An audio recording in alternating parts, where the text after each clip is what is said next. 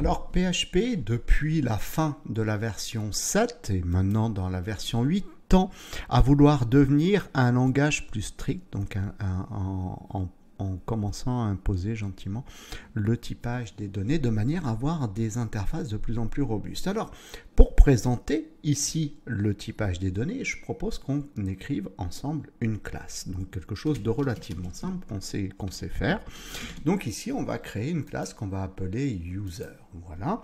Et on va ici créer notre classe. Donc, on va faire une classe user. Alors, pour cette classe, on va lui donner 4 propriétés. Et ce qui va me permettre de pouvoir vous présenter le typage scalaire, c'est-à-dire en fait un typage que vous connaissez parfaitement parce que quand vous créez des tables dans PHP-MyAdmin, bien vous typez les données. Par exemple, si on crée un identifiant auto-incrémenté, bien forcément, qu'est-ce que ça va être? Ça va être un entier. Le typage, ce sera int, integer. Voilà l'idée. Donc là, ici, je propose qu'on crée 4 propriétés, mais on ne va pas encore mettre le typage. Alors, on va évidemment donner la visibilité de nos propriétés. Donc, la première, elle sera de visibilité, enfin toutes, elles seront de visibilité privée. Donc, la première sera ID, la deuxième sera le name de l'utilisateur, la troisième serait le montant, amount, peu importe, et puis la dernière, ce serait is OK.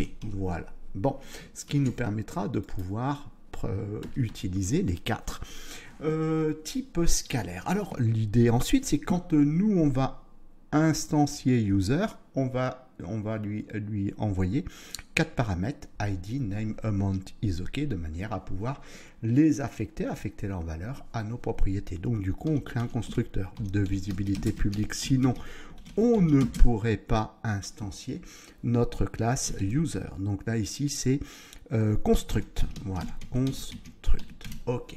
Bon, et ici on ferme nos accolades pour dire ce que va faire notre constructeur. Donc j'ai dit on lui passe 4 paramètres. Alors le premier ce serait paramètre ID, vous pouvez les appeler comme vous voulez, hein, les noms.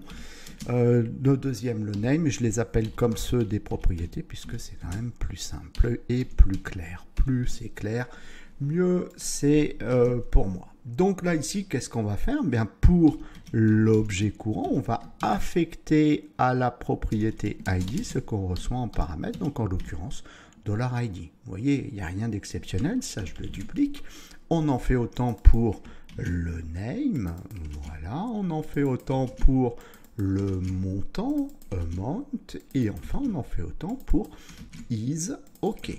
Donc voilà, rien de bien exceptionnel. Et pour terminer, on va mettre des signes égaux l'un en dessous de l'autre. Voilà, c'est plus professionnel. Et ensuite, qu'est-ce qu'on fait? On va dire, bah tiens, nous, depuis l'extérieur, quand on aura instancié user, on veut récupérer les valeurs données à chacune des propriétés. Donc on pourrait mettre en place un getter, enfin 4 getters. Donc de visibilité publique de manière à pouvoir les appeler depuis l'extérieur. Donc le premier, on pourrait l'appeler getID. Et que va faire notre getter getID, comme tous les getters? Il va nous return pour l'objet courant ce que contient la propriété ID. Ok, ça c'est vu.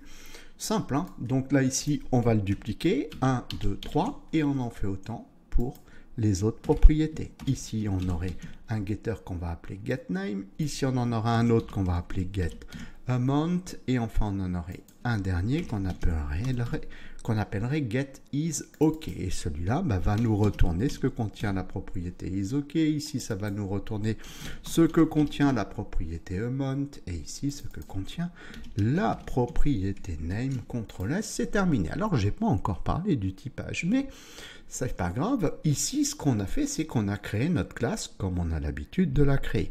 Et vous pouvez continuer à créer vos classes de cette manière, puisque c'est tout à fait toléré avec PHP. PHP n'est pas un langage de typage strict, d'accord? Mais il l'autorise. Bon, on va créer un fichier extérieur qu'on va appeler index.php.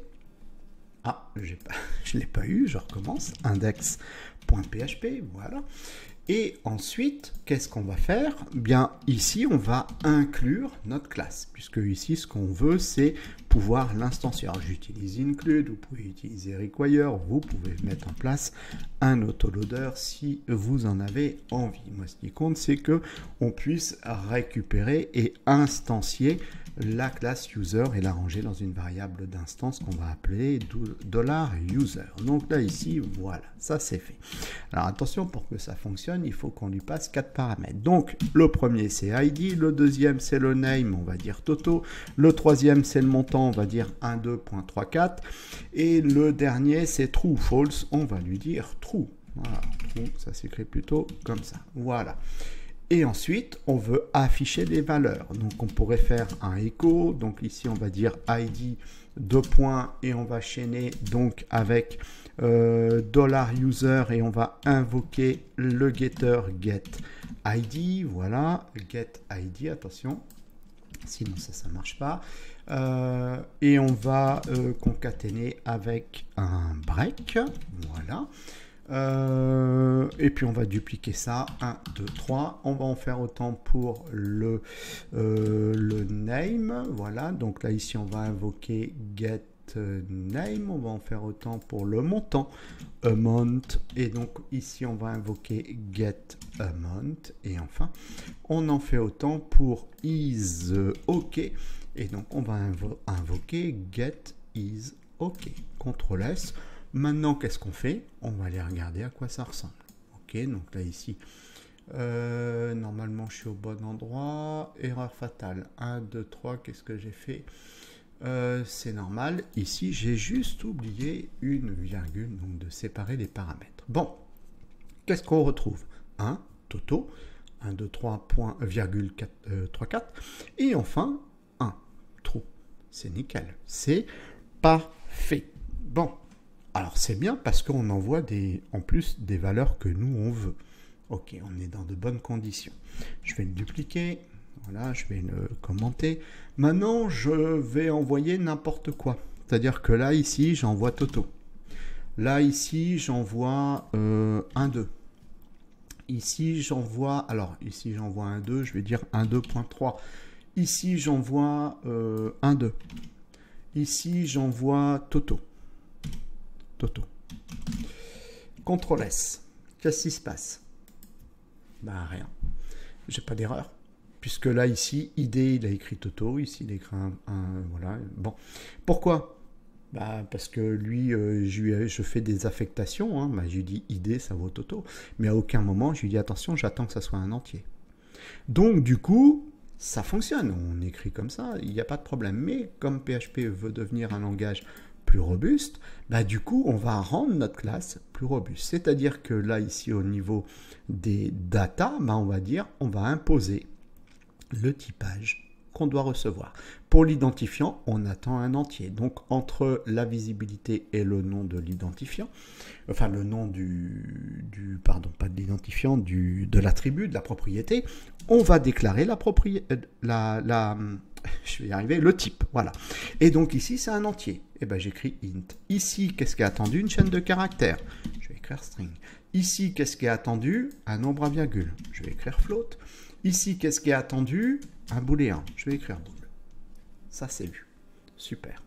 Maintenant, lorsqu'on va instancier user, on a dit, bah, le constructeur, on va lui donner les valeurs. Et ben pareil, les valeurs attendues, on va dire, le premier, c'est un entier. Le deuxième, c'est une chaîne de caractères. Le troisième, c'est un nombre à virgule. Et le dernier, c'est un booléen. Super. Et là, ensuite, on fait notre affectation.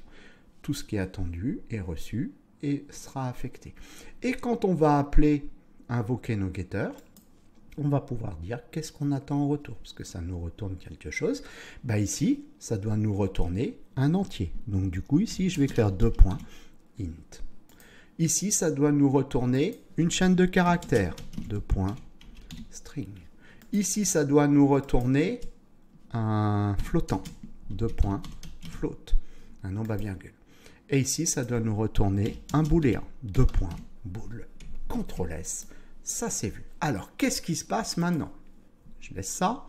qu'est-ce qui va se passer? Là, on a un truc un peu plus robuste. Donc, si je fais ça, là, ça devient plus intéressant. Il me dit, attention, il y a une erreur fatale. Donc, du coup, je protège mes propriétés. Il me dit, attention, l'identifiant doit être un entier. C'est écrit là. OK. Donc, Toto, pardon, ça passe pas. D'accord? Donc, à ce moment-là, je vais écrire 1. Je vais faire CTRL-S. Vérifier. J'actualise. Le reste passe. Bon. Même ça, ça passe. Alors, ça veut dire quoi? Donc là, il faut qu'on étudie le truc et comprendre. D'accord? On l'a typé, mais on dit, oui, mais ça marche. Bon, ici, PHP, il sait faire. Ça, on le sait. C'est-à-dire que si je lui envoie 1.2.3, de l'autre côté, je lui dis, ça doit être une chaîne de caractères. Lui, il fait ça. D'accord? Ici, 12, je lui dis, j'attends un float. Oui, mais lui, il va dire ça. 12, c'est 12.0, 12,0, c'est la même chose. OK? Et ça, lui, il attend une valeur. Donc, s'il attend une valeur, c'est vrai. Il a reçu une valeur. Bon. Vous allez me dire, OK, c'est bien, mais c'est pas non plus suffisant. D'accord? Je suis d'accord. Donc, si on veut aller encore mieux, puisque nous, on a défini ici le typage, et que quand on fait l'invocation de notre classe user, bien avant l'inclusion de notre classe, on va lui dire, on va aller chercher une petite fonction qui s'appelle déclare, et on va lui dire strict underscore type, avec un S, tous les types, égale 1. Et là, on vient de le forcer. Là, c'est plus la même chose. Je vais actualiser. Non, c'est plus pareil. Là, il me dit, attention, name doit être une chaîne de caractères. Donc là, il est hors de question que ça devienne une chaîne de caractères. Ça, par contre, c'est une chaîne de caractères. Donc là, il ne me dit rien pour le name. Ensuite, il me dit, is OK doit être de type booléen. Donc ça, c'est pas un type booléen. On est d'accord. Donc là, ici, je lui envoie true. Ça, 12, par contre, restera tel qu'il est, puisque pour lui, 12, c'est 12.12,0. Donc tout ça, c'est pas mal. Donc là, vous avez vu, là, du coup, notre classe devient plus robuste. Alors, une petite chose sur laquelle je vais quand même attirer votre attention, puisque ici, j'ai envoyé true. Si j'avais envoyé false, ne soyez pas surpris de voir ce résultat-là. En fait, il ne nous affiche pas. Mais ça, c'est propre à PHP. C'est-à-dire que lui, pour lui, de toute façon, isOK contient false. D'accord? Quand je lui ai envoyé true, pour lui, true, c'est vrai, donc il envoie 1. Mais le false, c'est 0, mais qu'il ne l'affiche pas. Pour lui, ça reste 0. Si vraiment...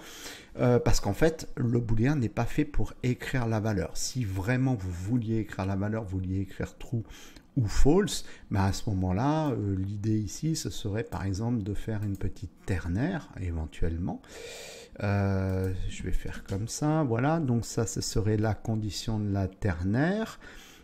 Je vais ouvrir, fermer ici une parenthèse. Et donc la condition, quand c'est vrai, la condition vraie, j'écris true. Et puis si c'est la condition false, j'écris false. False, pas false, false. Et là, j'écris les valeurs. Normalement, voilà, là ici c'est écrit false, et puis si je fais ça, c'est écrit true. Mais c'est pas fait pour ça, d'accord? Ok. Quand il met rien, mais vous inquiétez pas, il met rien, la valeur elle vaut 0. Bon, voilà, ça y est. Là ici, nous venons de voir ensemble ce que l'on appelle ici les types scalaires.